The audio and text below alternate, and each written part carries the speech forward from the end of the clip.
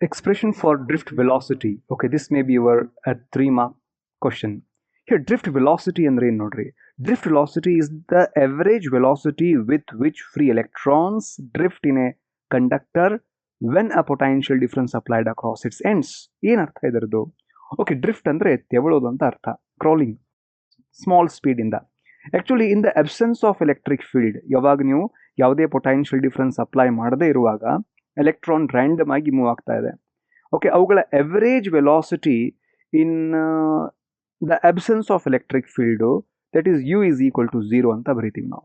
Okay, ಯಾವಾಗ ನೀವು electric field apply ಮಾಡ್ತೀರಿ that is u is not equal to 0, E is not equal to 0 ಇದ್ದಾಗ, ಅಥವಾ ನೀವು ಪೊಟೆನ್ಷಿಯಲ್ ಡಿಫ್ರೆನ್ಸ್ನ ಅಪ್ಲೈ ಮಾಡಿದಾಗ ಏನಾಗುತ್ತೆ, ಇದು ಎಲೆಕ್ಟ್ರಾನ್, ಇಲ್ಲಿ ಹೋಗುವಂಥ ಎಲೆಕ್ಟ್ರಾನು ಈ ಡಾಟೆಡ್ ಲೈನ್ ಏನು ರಿಪ್ರೆಸೆಂಟ್ ಮಾಡುತ್ತೆ, ಇಲ್ಲಿ ಬರ್ತಾ ಇದೆ.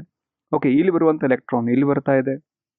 ಹಾಗಾಗಿ the electrons are start moving or drifting in one direction, that is opposite to the direction of electric field direction opposite move ಆಗಲಿ ಸ್ಟಾರ್ಟ್ ಆಗ್ತಾವೆ. ಆ್ಯಕ್ಚುಲಿ ಇದು ಸಾಲಿಡ್ ಲೈನ್ ಏನು ತೋರಿಸ್ತಾ ಇದೆಯಲ್ಲ, what you mean by that is the thermal velocity. Okay, because of temperature ಇದು velocity, and the order ಎಷ್ಟದರದ್ದು, that is 10 to the power of 4 or it is 10 to the power of 5 meter per second speed ಇಂದ travel ಮಾಡ್ತಾ ಇದೆ ಅಥವಾ move ಆಗ್ತಾ ಇದೆ. But ಅದರ average velocity ತೆಗೆದ್ರೆ 0 ಆಗ್ತಾ ಇದೆ. And when you apply the potential difference, ನೀವು ಯಾವಾಗ ಪೊಟೆನ್ಷಿಯಲ್ ಡಿಫ್ರೆನ್ಸ್ ಅಪ್ಲೈ ಮಾಡ್ತೀರಿ ಅಲ್ಲಿ ಎಲೆಕ್ಟ್ರಿಕ್ ಫೀಲ್ಡ್ ಎಸ್ಟಾಬ್ಲಿಷ್ ಆಯಿತು, and as a result electron start drifting in one direction. ಆ ಡ್ರಿಫ್ಟ್ ವೆಲಾಸಿಟಿ ಅದಲ್ಲ, and the order of drift velocity is 10 to the power of -3 meter per second or 10 to the power of -4 meter per second speed ಇರುತ್ತೆ. That is very small. Okay, ಈಗ ಏನು ಹೇಳಬೇಕು ನಾವು, we need to derive expression for drift velocity, and we are going to derive that drift velocity is equals to -e, that is charge on electron, into capital E, that is the electric field established in the conductor, divided by m ಅಂದರೆ mass of the electron, 2 ಅಂದರೆ relaxation time. What do you mean by relaxation time? Relaxation time ಅನ್ನೋದು ಏನದು, that is the average time between the two successive collision of electrons with a fixed atoms or ions in conductor. That is what we call the relaxation time. ಏನ್ರಿ ಹಂಗಂದ್ರೆ ಅರ್ಥ, okay, electron ಇಲ್ಲಿ move ಆಗುವಾಗ, okay, ಯಾವುದೋ ಒಂದು atom ಅಥವಾ ಮತ್ತೆ ಯಾವುದೋ ಎಲೆಕ್ಟ್ರಾನಿಕ್ ಅದು ಕೊಲೈಡ್ ಆಗುತ್ತೆ, ಅನಂತರ ಮತ್ತೆ ಎಕ್ಸಲರೇಟ್ ಆಗುತ್ತೆ, ಮತ್ತೊಂದು ಯಾವುದೋ ಒಂದು ಅಟಮ್ ಅಥವಾ ಅಯಾನ್ ಕೊಲೈಡ್ ಆಗುತ್ತೆ. ಈ ಒಂದು ಕೊಲ್ಯೂಷನ್ ಮತ್ತೆ ಇನ್ನೊಂದು ಕೊಲ್ಯೂಷನ್, ಎರಡು ಸಕ್ಸೆಸಿವ್ ಕೊಲ್ಯೂಷನ್ ಅಂದರೆ ಒಂದು ಆದ ನಂತರ ಮತ್ತೊಂದು ಕೊಲ್ಯೂಷನ್ ಮಧ್ಯೆ ಇರುವಂತಹ ಟೈಮ್ ಗ್ಯಾಪ್ ಅದಲ್ಲ, ಅದನ್ನೇ ನಾವು ರಿಲ್ಯಾಕ್ಸೇಷನ್ ಟೈಮ್ ಅಂತ ಕರಿತೀವಿ. ಆ್ಯಂಡ್ ಡ್ಯೂರಿಂಗ್ ದಟ್ ಟೈಮ್ ಅದು ಎಕ್ಸಲರೇಟ್ ಆಗುತ್ತೆ, ರೈಟ್? ಓಕೆ, ನಾವು we need to derive expression. ಅದಕ್ಕೆ ಫಸ್ಟ್ ನೀವು ಏನು ಬರೀಬೇಕು, ಡ್ರಿಫ್ಟ್ ವೆಲಾಸಿಟಿ ಅಂದರೆ ಅಂತ ಲೈನ್ ಬರೀತೀರಿ, ಆನಂತರ ಸಿಂಪಲ್ ಡೈಗ್ರಾಮನ್ನು ಡ್ರಾ ಮಾಡ್ತೀರಿ ಇದನ್ನು.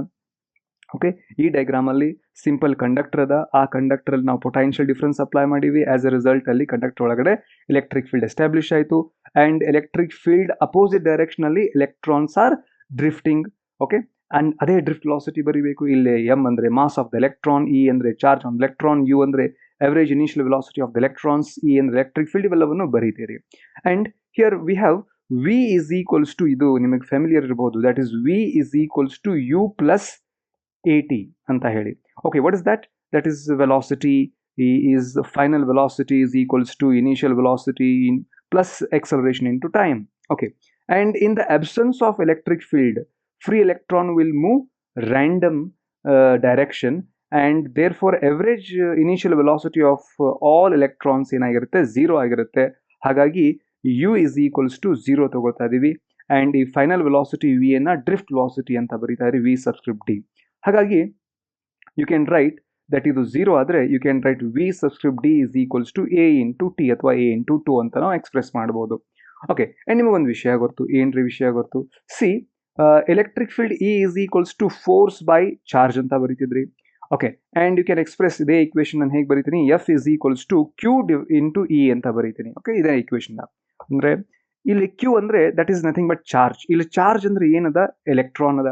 ಹಾಗಾಗಿ F is equals to that is -E, that is charge on electron, into electric field ಬರಿಬೋದು. ನಿಮ್ಮ ಮತ್ತೊಂದು ವಿಷಯನೂ ಗೊತ್ತು, F is equal to, from Newton second law, F is equal to, you can write M into A ಬರೀತೀರಿ. ಎರಡು ಈಕ್ವೇಷನ್ನ equate ಮಾಡ್ರಿ, see this, ಇದು force. And here you can write M into A is equal to -E into capital E ಬರೀತೀರಿ. And A ಅಂದರೆ ಅರ್ಥ ಏನು, here A is nothing but -E into capital E divided by M ಅಂತ ಕರೆಯೋಣ. And ಅದನ್ನೇ ಇಲ್ಲೇ ಏನು substitute ಮಾಡೋಣ. ಇಲ್ಲಿ ಎ ಇದ್ದಲ್ಲೇ ನಾವೇನು ಮಾಡೋಣ, ಇದನ್ನೇ ಇಲ್ಲಿ ಸಬ್ಸ್ಟಿಟ್ಯೂಟ್ ಮಾಡ್ತಾ ಇದ್ದೀವಿ.